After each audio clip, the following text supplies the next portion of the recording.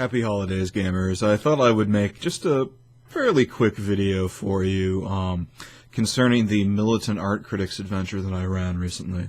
I thought I'd talk a little bit about some storytelling techniques and tricks, what it's like to roleplay in a sort of open-world environment for those of you on my channel who are not part of the New York by Night Facebook group, and of course talk about the adventure itself that we ran. So let me talk first a little bit about New York by Night.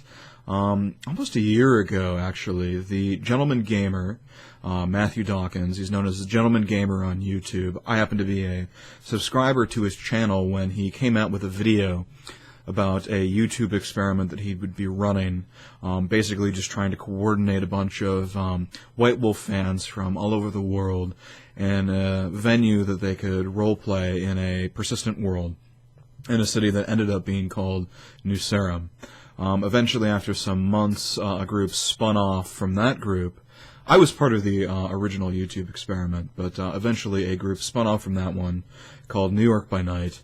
And New York by Night is a very interesting venue to roleplay in because it's the crossover universe for all of the classic White Wolf games. So we have vampires, we have werewolves, changelings, mages, demons, etc., all trying to sort of live together in the same space, and it creates a very interesting and fun environment to roleplay with other role players, and all these different venues just sort of coming together, and it gives you access to plots that you might not otherwise be able to do. It's sort of a brave thing because all of the different classic White Wolf settings aren't really balanced against each other. But with a mature group of gamers, it's actually managed to be quite a lot of fun. And that was what led to eventually the creation of this one-off that I ran with 3 demon players. What happened was that I play a Tremere, who is, for those of you that are not familiar with Vampire, the Tremere are the vampire mages of the White Wolf setting. They're known to be pretty mysterious, pretty hierarchical, pretty authority-driven, and what happened is the Tremere regent and Primogen, who was sort of like the head of the local vampire mages, got his hands on a painting in a previous scene, which depicted what's called the apocalyptic form of one of the demons in town. And an apocalyptic form just means sort of their raw form, sort of what they looked like at the beginning of creation. And this is a very big deal to the demons in New York because they didn't want the vampires knowing that the demons were present for a number of reasons. They were trying to keep their existence a secret. And actually an added wrinkle to that is that the vampire prince, who's sort of like the king vampire type character, played by the great Matt Parsons, who is one of the best role players I've ever had the chance to do scenes with. His character, the prince, vehemently claimed to the city that demons did not even exist. Not that they just weren't even in New York, but that they weren't real to begin with. And so claiming otherwise is sort of akin to treason. But the regent had proof. He had this painting, and the demons wanted it back. So late one evening, I got called into a hangout. If you didn't see parts 1 and 2, we tend to use Google Hangouts for all of our role-playing sessions. And they just called me in out of character one day to discuss with me how they were going to do this, because the painting was presumably at the chantry, which is where the Tremere mages like to gather. And they wanted to break in and steal it. And the regent wasn't available at that time, so they called me in as a Tremere player to sort of help them adjudicate, which was a good thing. Something that they didn't necessarily have to do. I mean, the thing about open-world gameplay is that everybody is sort of a storyteller and a player at the same time. And so if they wanted to be jerks, they could have just sort of ran their own adventure, but they, I think, were experienced enough to know better. One of the better ways to do that is that if you do want to sort of trespass on someone else's turf, that you get at least one of those players there to help adjudicate that. So they called me into this hangout, and they were saying, okay, we want to break into the Tremere Chantry. Can you give us an idea of what's involved in that? And I said, you know, I've been part of this city for about a month, but as far as I'm aware, we don't have a map for the Chantry. We don't have a clear idea of what's in there ourselves, even. Nobody had really bothered to write one. And so I said, tell you what, give me the weekend, and I'll actually come up with a map for you guys, and we can run this like a traditional adventure, which hadn't really, as far as I know, happened in that game up until that point. But it was just a good example of the kind of thing that can happen in an open-world game like this, because there's not a storyteller handing you maps down from on high. For one thing, with upwards of 80 players in the city, it would be just too much work for one person to handle, and also, each one of them really wouldn't get the sort of individual attention they deserve. So a lot of the legwork is left up to individual players, and it actually works quite well. You end up with a very rich setting that feels very organic, because those of you that are familiar with, who have played, for example, Dungeons & Dragons, there's quite a difference between playing in an open-world venue like this and playing in a traditional 5-man adventuring party, in that when you go on a traditional dungeon run, you sort of clear the dungeon out, and you get your treasure, and you're kind of finished. You're congratulated with gold after that. Maybe an NPC or two owes you a favor, but unless the DM has something specific in mind, there usually isn't a lot of consequences that follow from that. Very different, and I'll be describing some of the consequences in this adventure once we get to the end of the video that actually happened afterwards. But suffice to say for now that I was actually ended up in a hangout about an hour after I was done with the final part of the adventure, as an NPC explaining to the Primogen Council what had gone on, because a bunch of demons had just broken into a Tremere chantry, and that was kind of a big deal. And none of that was planned. It all just sort of happened as a natural consequence of what took place during the adventure. So that's a lot of fun. Another example is that if an item is taken during an adventure like that, what can sometimes happen is that, say they pick up a sword or something, they sell that to a friend, and pretty soon, for example, me on my Tremere character, I might come across somebody that owns a sword that happened to be stolen from the same chantry that I work at. And so you kind of have to go like, where did that come from? That kind of thing doesn't happen very often in a traditional RPG group. Once you sell items, they tend to just disappear, unless the DM's got some kind of idea, or it's a cursed item or special in some way. Monsters just tend to be obstacles that turn into golden treasure, which are then sold and turned into more treasure. Whereas this game, because it's got 80 players, and not nearly as many NPCs, there's actually something of a real economy that goes on. Let's start out by, so we called this the Militant Art Critics Adventure because there were these demons that wanted a painting. So I'm just going to real quickly recap what happened during episodes 1 and 2 for those of you that didn't see it. And it started out with a recon, and right away I was already sort of impressed with this group of players, because I'm sure those of you that have tried to run Shadowrun games, or Thieves World, or just adventures that are based around crime and theft, a lot of the times an early group of players won't case the joint at all. They won't really prepare at all. They'll just sort of show up to the adventure and expect to kind of be told what to do first. But in part because it was open world, and in part because we were dealing with experienced role players, they actually came with a plan for how they were going to scout the place. But I had no idea what that plan would be, or even if they were planning on doing that in the first place. But right away, they all had their own ideas on how they were going to case the Tremere chantry, which is a good idea because these things are basically fortresses in most cities. So we had Josh, who did a very traditional, I think I asked him accidentally for perception plus awareness. Vampire has two different skills, alertness and awareness, and alertness is more your traditional, how sharp your regular senses are, and awareness is more supernatural. I think I actually asked him for an awareness roll by accident. I tend to get those two skills confused a lot, as I'm sure many storytellers have in the past, but whatever. It's a magical chantry, so I'm sure awareness would help also. And he actually managed to score 4 successes on that roll, which turned out to be huge because I had a list in front of me, and for however many successes they scored, there was going to be different things, and it turned out if you got enough successes, that would actually change the beginning of the adventure dramatically. So while he was walking around the building, while Josh was walking around, looking at guard rotations and so forth, peeking in through the windows, Oscar, another demon, actually had a costume prepared, I think for some other sort of adventure. But he actually had this Santa Claus disguise, so he dressed up like Santa Claus, and he walked right in the front door. And since the Tremere chantry was ostensibly, at least on the ground floor, a museum, then, they would let guests in. And so he came in just asking for money like a street vendor, which is a great way to go in there because immediately the guy who was the receptionist, Samuel Jenkins, just thought, oh, screw this guy, I don't want to deal with this. He's sort of beneath him, which meant he wasn't suspicious, and he just wanted to get him out of there as quickly as possible. He didn't get to see too much, but he did get a chance to see what the waiting room was like. He managed to peer into sort of the adjoining rooms, but the real star of the scouting turned out to be Lily, and in her part of creation, she plays a sort of naturalist character. She has a relationship with animals, and she was able to possess a small coterie of fat New York rats, which infiltrated the chantry and were able to scout out the ground floor. And so what I did in response to that, I had no idea that this was going to happen going into the adventure, but in response to that, I just provided her with a map of the ground floor. The floor plan, which they would have gotten a chance to see already, but this was a good way to give her sort of a basic idea of what the rats would be able to see.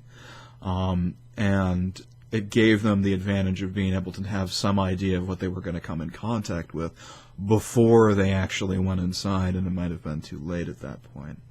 But Josh, with his 4 successes, managed to find a few key things. One, that the place was not, for some reason, which was kind of explained later, the place wasn't very busy that night, so it was a good night to break in. And second of all, that there was a power line leading to a nearby cell phone tree. So he was able to cut the power to anybody that might be trying to use cellular phones or traditional landlines inside.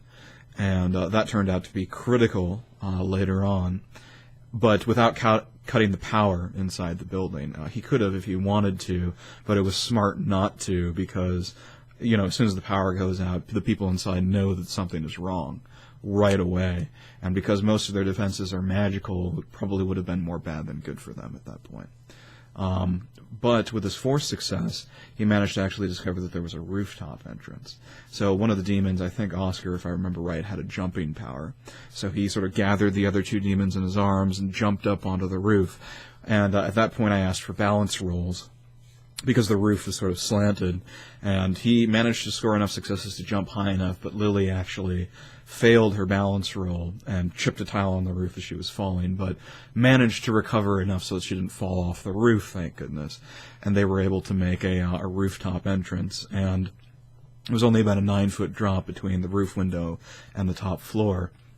So a couple of them hopped in, but somewhat comedically, Oscar tried to use an ability that would let him hang upside down from the roof, and unfortunately he failed his roll and left a very unusual footprint on the ceiling and then fell down. And, privately I'm rolling to see if any of the people downstairs hear them. Luckily for them, they didn't. And so they managed to gather themselves up, and they were left on the top floor of the chantry. This was sort of a dormitory level. It's quite common for members of the Tremere chantry to actually stay in the building, sleep there, do their work there.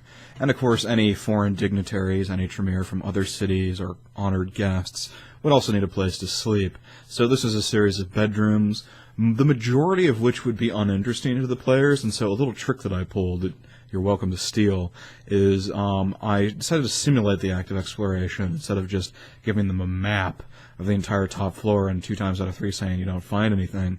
Just have them roll a d10, and based on the result of that roll, we'd sort of fast forward through searching through some of the rooms until they found something that was interesting, and we could sort of just jump right to that. And the first time I think they rolled a 7, and they came across a little jeweled scepter. And this item had a little bit of a history, but I was surprised by the extent to which the players were completely uninterested in this item, except for Oscar, who I think was interested, but privately. It's one of the interesting things about the way that Demon is designed, where because of the mechanics in all these White Wolf games, there's always sort of a slide towards the more bestial or evil side. And in Demons, all of these characters were arguably more moral than your average vampire, despite the fact that they were, demons. It's one of the unusual things about that setting, and something you should tell your parents if you want to play Demon the Fallen, and they're worried that you're turning into a Satanist. It actually pretty rigorously seems to enforce a certain code of behavior, at least at first. So they left this jeweled scepter behind. Josh, in particular, was completely uninterested in the item, and they decided to continue their exploration and rolled again. This time they got a 10, which was very lucky for them. They managed to come across a secret note in Samuel's room, which detailed a little bit about what was going on in the chantry and also provided a few clues as to where the painting might be. And so in response to that, Oscar started using his perceptive powers to try and locate where the painting was.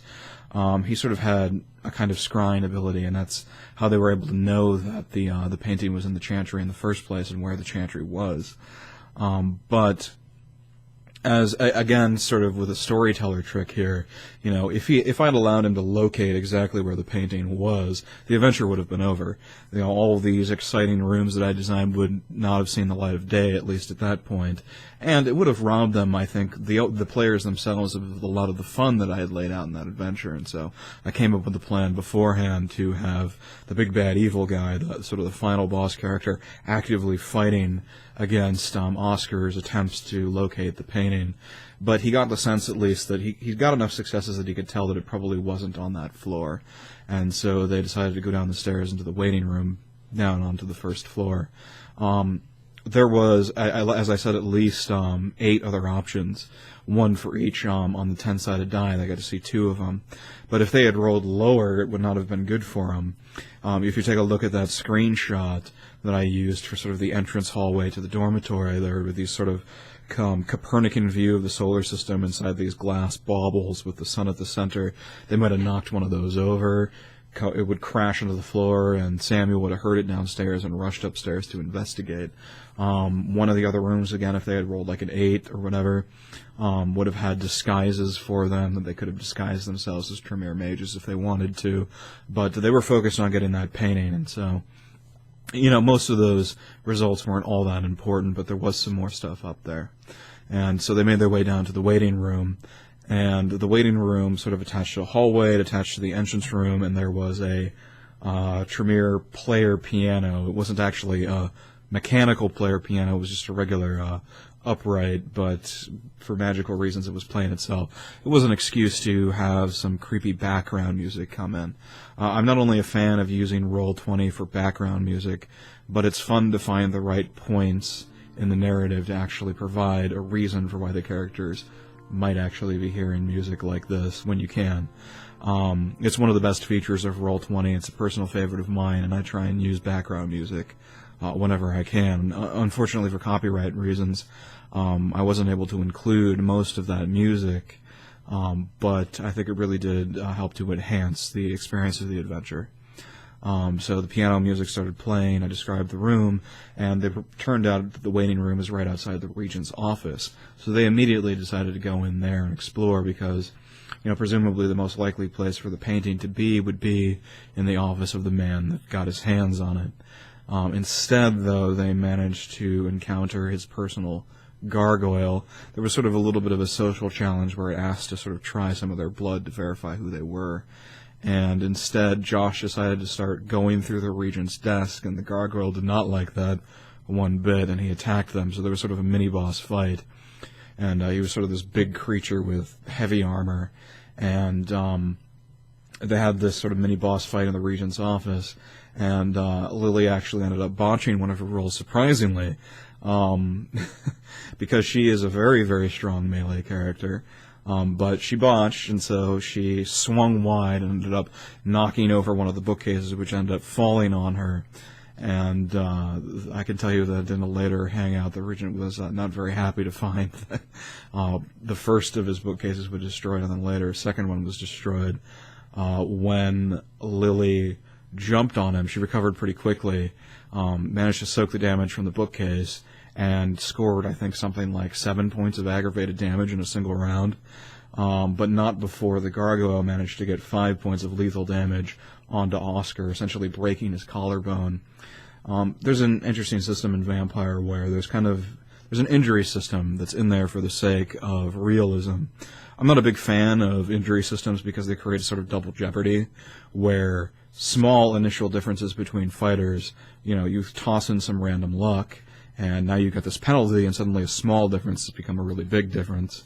And makes combat somewhat unpredictable sometimes, but Oscar had taken enough damage to take a -2 penalty on most of his rolls, and Lily did not like that, and she jumped on the back of him, got 7 points of aggravated damage, and the way that turned out is her claws found all the weak points in his armor, and she just clawed his throat out, and the gargoyle just sort of fell backwards through another bookcase and into a secret room, and that was kind of an excuse to get them into this secret room, which was the regent's it was a sunlight chamber with solid cement walls with claw marks in them and some ash on the ground and a window at the top for sunlight. And the way it works in Vampire is that the only person that has the right of destruction is the prince. He's the only person that can really kill with impunity, and so the regent kind of had to have this secret room if there was somebody that he needed to deal with.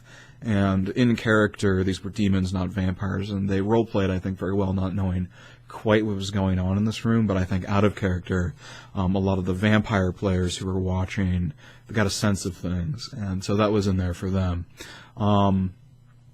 Josh actually bothered to search the room, which I was a little bit surprised by, because it was really just, a circular room made with cement walls and a little sewer grate in the bottom, but I have a sort of a rule that in every room I want to put something that's interesting. It might be just roleplay, it might be a set piece, it might be treasure, whatever, but in every room I try and put something so that there's a reason to be there. Otherwise things sort of get a little bit boring sometimes. And so he managed to find this little earring, one of a pair that was sort of hanging from the grate, that hadn't been flushed down, and at a later point we might end up doing an adventure where he finds out the history of that earring and who it belongs to, since his character is interested in that. So that was something that just came out, again, as a surprise of that adventure that we might end up doing on a later date. So they beat the mini-boss, and that was the end of the first episode. The second episode, they finished exploring the first floor, and I'll try and move a little bit more quickly through this. There was a lot of different rooms, each with their own flavor.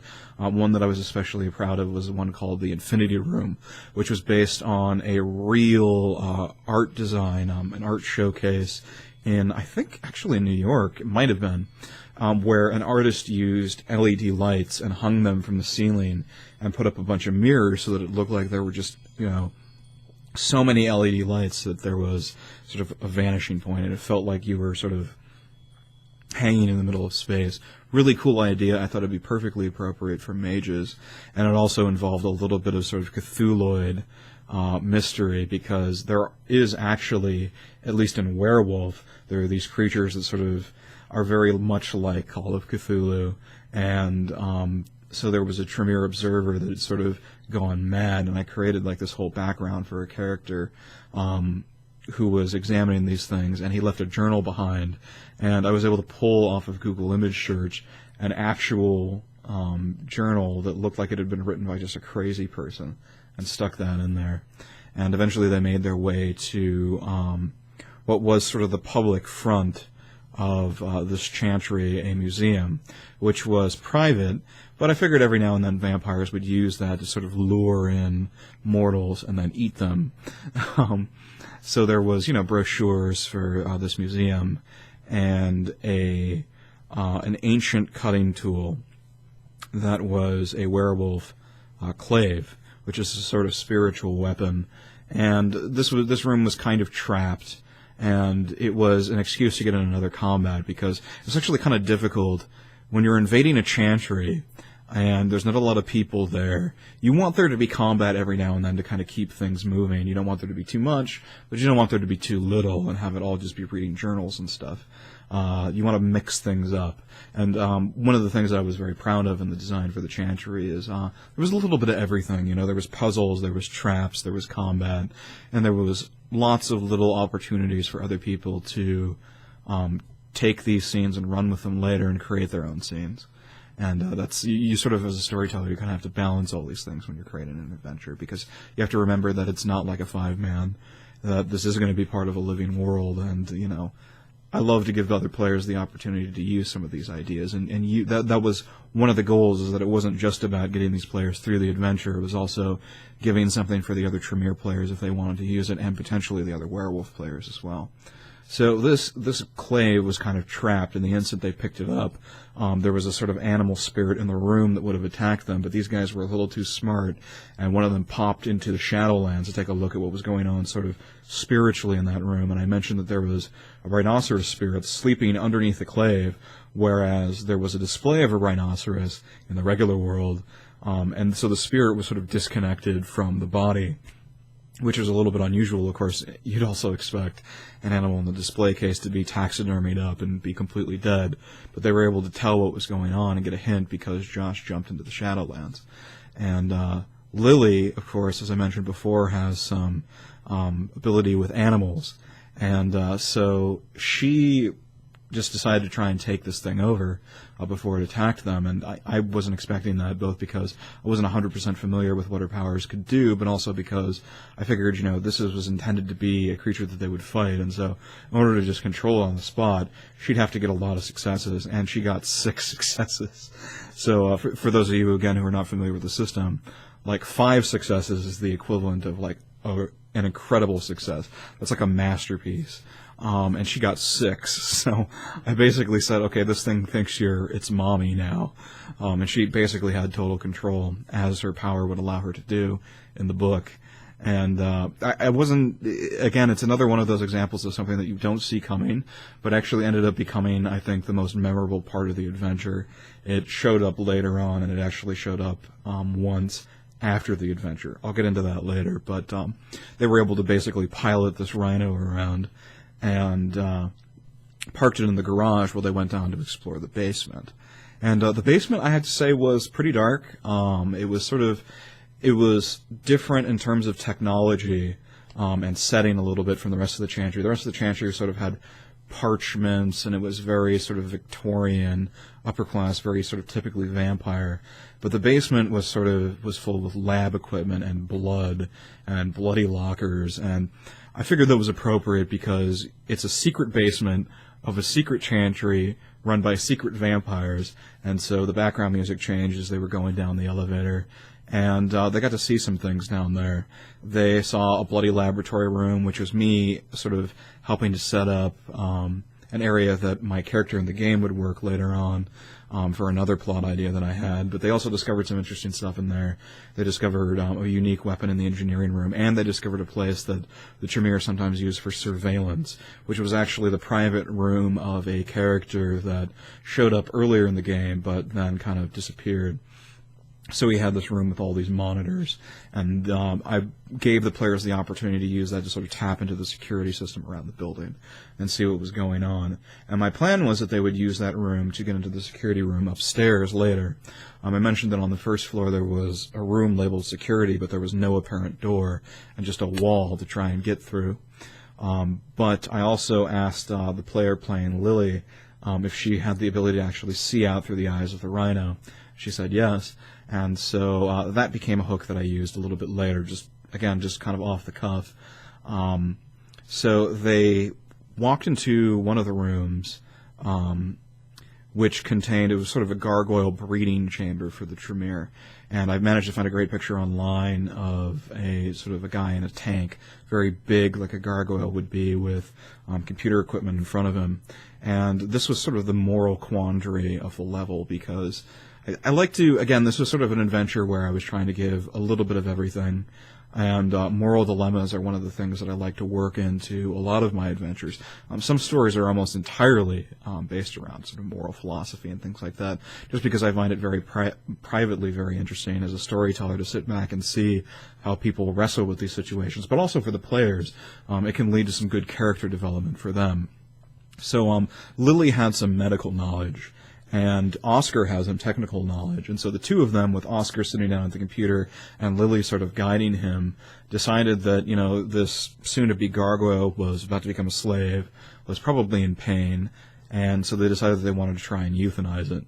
And I had her roll, and she had an idea of how to do it by upping the sedatives slowly that it was given, but Oscar scored, I think, only 1 success. And so what that means is that you manage to accomplish the thing that you're setting out to do in this case.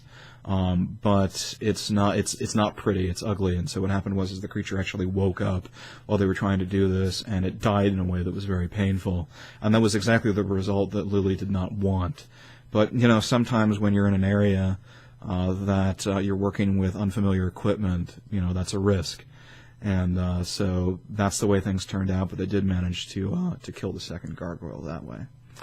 Then they ended up in a room that was sort of, it was a bathroom, or rather it was a chemical supply closet that had been sort of repurposed as a bathroom. There was a shower with white powder around the drain. They never got the chance to investigate that, but that was part of an ongoing plot thread where the Tremere were trying to use cocaine laced with their own blood to try and get in on the drug trade. And there was a lot of bodies in there that were basically had been reduced by chemicals to just bones. And among the dead bodies there were a couple of ghouls, and this was sort of a trap and a trick. There was a mirror on the back wall, and sort of between the mirror and the bodies, the demon players were standing, and Tremere have a ritual that allows them to enchant a mirror to reveal the true form of anything that's reflected in it. So in the mirror, they noticed that there were all the reflections of their apocalyptic form, and so they turned around and noticed this after a successful perception roll. And they saw that there was a little red light on the front of a camera phone, which one of the dead bodies was holding up. There were a couple of ghouls in there that were just sort of hanging out, waiting for them. They snapped a photograph of them in front of that mirror, which would have captured both their regular form and their apocalyptic forms. And then Oscar immediately jumped on the guy who had the camera. He was wrestling for control of the phone. It flew out of his hands, and the other ghoul picked it up and ran out of the room. And he made it all the way to the elevator. And so what I was going to do is, you know, if he made it to the elevator, that would have given him enough time to actually try and send the photo to the Regent. But if you remember back in the beginning, they cut the cell phone tower. And so that's when that actually became critical for them. He couldn't get any reception to try and send it out. I mean, he was in a basement in an elevator to begin with, but he would have been able to have the time to tap on his phone to send it out, and then when he got up to the top floor, he would have been able to send that picture. I'm actually kind of glad that he didn't succeed in doing that, because it kind of would have defeated the whole purpose of the adventure, which was to remain anonymous. But A, I wanted there to be threat and tension. B, I wanted to get them back up to the first floor. And C, you know, if you're trying to hide your identities by breaking into a Tremere chantry, there's a risk that the very act of doing that is going to be what reveals you. So even though they were sort of coming at it at the ideal time, I wanted there to be a risk of that. Fortunately, they scored a huge number of successes on their athletics roll to catch up. Josh actually pulled the cell phone out of the ghoul's hands and into the Shadowlands, where the reception was not very good. And the others caught up with him in the elevator, but they actually left the ghouls alive, which I suppose was fitting with the moral compass for those characters, but it also meant that there were now two NPCs that knew what these guys looked like and had memories of them, and that turned out to have consequences for them later. But they left the ghouls alive, and they went back up to the ground floor, and that's when I gave Lily sort of this vision through the rhinoceros's eyes of a man leaving the security room, leaving the door open to the security room, and then walking right through the wall into the library. And this sort of gave him the sense, at the beginning of episode 1, Oscar noticed on the map that there was room 8 with a sort of dotted wall in front of it, and he didn't know what that meant, so he said, "Can I walk into room 8?" And I said, "Actually, there's a wall between you and that room." So they kind of knew that there was something in there, but they thought maybe the map was mislabeled or something, or they didn't think about it after that. And that turned out to be the final room of the adventure. I liked that because of bookending, because the library was right next to the entrance, the front entrance, so they explored the whole place, and they ended up close to back to where they started. But they had to go into the security room first to actually be able to gain access to that room. And so having someone in that security room so that they couldn't go in, and then revealing how to get into the library, was my way of kind of getting the players to actually explore the place and enjoy the adventure before they got to the point where it could end. Because if it's freeform like that and they can walk into any room, and the purpose is to only find one item, you got to find a way to sort of sequester that item until the end. So they made their way into the security room on the first floor, and there's this great trap idea that I found in a trap book, which is called a Roman amphitheater, and basically the floor was on this gigantic lever, and as they walk into the front entrance, they put weight on the lever, and the room actually sinks. And from their point of view, it looked like the ceiling was coming down towards them. And I called actually for reflex rolls. Not that it mattered at all, because the ceiling stopped, but I kind of wanted to freak the players out, and that's another trick out of character that you can use on players, is you can force them to roll that reflex roll so it feels to them, both in character and out of character, like something really serious is happening. And they noticed that access to the door was now cut off, because the space of the door between the ground and the top of the doorway, the floor had actually raised by, and that was no longer accessible, which both explained why they couldn't get in the first place before, and also made it so that there was this pressure on them to try and escape. They had to get out of here. They were in a very claustrophobic room, and I gave them a logic puzzle to try and get out, which is fairly well known. It's called Hop, Skip, and a Jump, for those of you that want to look it up. And basically there was a 4x4 grid with numbers written on the buttons, and the first move you make has to be 1 spot away, the second has to be 2, and the third move has to be 3, and you repeat that pattern. And the most I've ever seen anybody get on that puzzle is 13 moves, with a total of 16 buttons, which is pretty good. But they thought about it a long time, and this is one of the areas in which running a traditional sort of dungeon delving adventure can sometimes bog down on a YouTube video, because you have to watch the players kind of figure this out. Now, if Google Hangouts had given me the opportunity to edit the video, I probably would have edited, the 20 minutes they spent futzing around, but I think the player that played Josh liked the opportunity to do this puzzle. So again, it was an opportunity to have a little bit of everything: puzzles, traps, combat, and so forth, and role play. Eventually they managed to get, I think, 8 or 9 moves. I decided that was enough for them to solve the puzzle. The counterweight shifted, the door became available, and they went to confront Cardinal Weishaupt, who was sort of the big bad evil guy. I had to think of a character who would be appropriate to fighting a bunch of demons, so I came up with a backstory for this Cardinal Weishaupt character, and the way that I put it to some of the players afterwards is that he had 3 dots in plot device. I gave him a lot of powers. Because he was a Tremere ghoul, I gave him some powers that were based off of certain types of thaumaturgy, arguably more than a ghoul probably would have known, but he needed to be a challenge for these 3 demons, one of whom was a combat beast. And so I think he managed to actually provide a challenge. He used fire on them for some aggravated damage. He was able to knock out Lily for a round. So things got kind of tense. He was very good at dodging the knives that Oscar was throwing at him. But eventually, and that was where part 2 just cut out because of technical problems right in the middle of that boss fight, but there wasn't much that happened after that. They beat Cardinal Weishaupt. In his final act, he burned the painting that they were looking for, which was kind of... it was a role-play move on his part, because he didn't know why they wanted the painting. He just knew that they wanted it, and so with his dying action, he destroyed it, figuring that that would prevent it from falling into their hands, and that was good. But actually, for them, that was as good. I knew, as a DM, that was as good as them recovering the painting, having it destroyed, because they were trying to protect their identities, and so it was this sort of dual thing where I think it was a strong moment for Weishaupt, but also didn't defeat the purpose of the adventure for these guys. And another trick that I'm fond of is I like when I end an adventure to have there be some tension, because otherwise the players don't always know when exactly the adventure is supposed to end, and a lot of times you have this big dungeon run and it just kind of peters out at the end. And players are like, well, you go back to the kingdom and you have this conversation, and then eventually people sort of check their watches and they leave. And I like things to end on kind of a high note where possible. So as soon as they beat the cardinal, the guards outside heard these explosions and they heard this big fight in the library. And so one of them outside the window started shouting, surround the building, don't let them escape. And there was a lot of movement and activity, so they knew they had to get out of there. Also, I forgot to mention in the final parts of that boss fight, the rhino, which was ordinarily trapped on the other side of the false wall, the cardinal just sort of fell forward and his eyes closed, and when that happened, his ability to maintain that barrier faded, and the rhino came charging into the room, knocked over the tables and chairs, and gored the cardinal on its front horn, and crashed through a 16-foot-high window in the back of the library. And so it created what, again, started as kind of a spontaneous thing, created a pretty memorable moment. And, of course, Lily wanted to ensure that this creature survived. So Josh was able to turn the window into this gigantic portal, and she rode the rhinoceros through that thing off into the night. And one of the ways that I had for possibly for them getting out of there is that as the window broke, a taxi on one of the outside streets of New York near the building sort of screeched to a halt as glass fell onto the street. And it was this being done around the holidays, this adventure. It was holiday themed with a little sort of mobile of Santa and his reindeer with Rudolph on the front.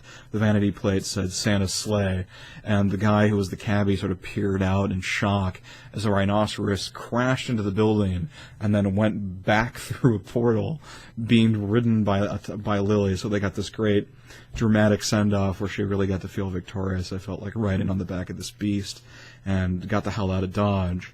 Meanwhile, Oscar, again being a smart player, I described at the end of the battle when they finally beat Cardinal Weishaupt, him falling on top of the painting and his eyes closing.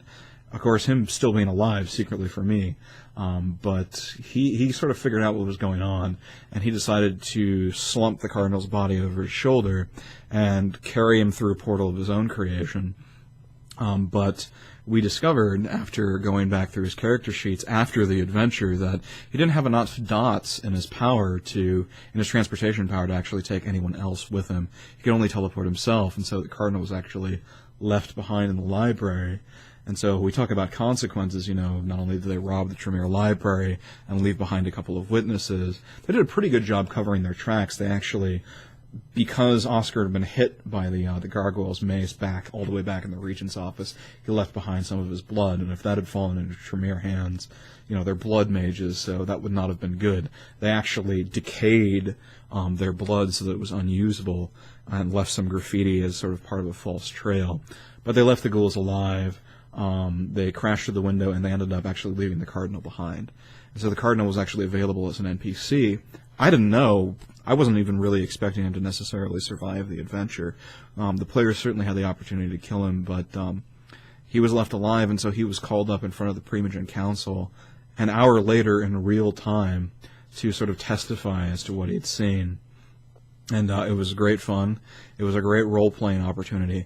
The guy who is the head admin of the game the first thing he heard about was the rhinoceros crashing through, which was something of a threat to the secrecy of the vampires in the city, and so he did not like the idea of Lily running around roughshod with her own pet rhinoceros. Unfortunately, there was jokes about him having his own rhinoceros horn mug by the end of the night, and so what she did is she ended up depositing the rhino in the local zoo, and that was all done without my involvement at all. It was negotiated between the players and the admins, and that's where it ended up. The earring became its own thing, and and the Tremere also had this great chantry to mess around in after that. So that was the end of the Militant Art Critics adventure. It was an absolute blast to run. I think it was a good example of how you run an adventure in an open world like this.